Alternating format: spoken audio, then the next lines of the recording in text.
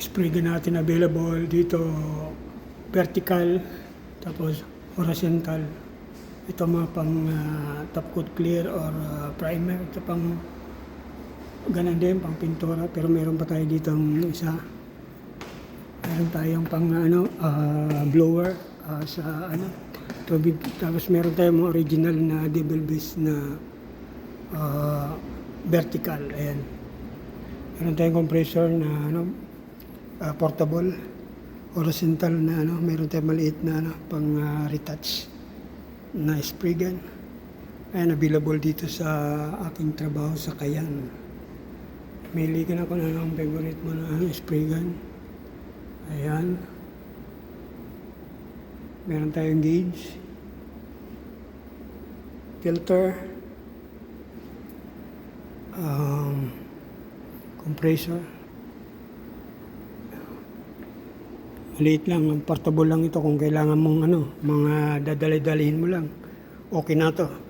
Kam pulusada? Alfen? Kuis. Bas kuis ada. Ayo, mungkin ada rakib man siyara ba o syukol? Ada karaba. 2,000 real ang presyo nito. Ada gusada sa asli? Ada gida kam? Ada Alfin. Tani kulo napso? Ada aswad? Ada 3,000 ito, 3,050 o 2,800. Ito mga 2,000. Mahal, original siya na mga spray gun. So yan, kung kailangan nyo dito sa aking trabaho, mayroon din tayo dito mga polish. Meron tayong pad. Ayan, kompleto tayo.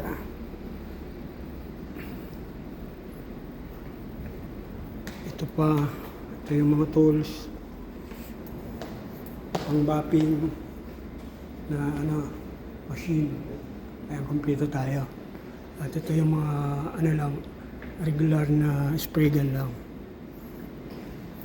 Tapos meron tayong pang buga ng tubig. Ayan, kompleto.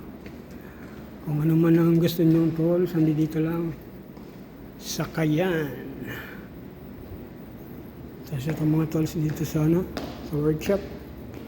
Ito.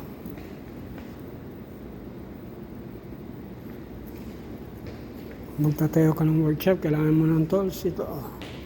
Marami tayo dito. Complete tools. Dito sa Kayan Jisan. Yan. Shout out mga lords. Count me in.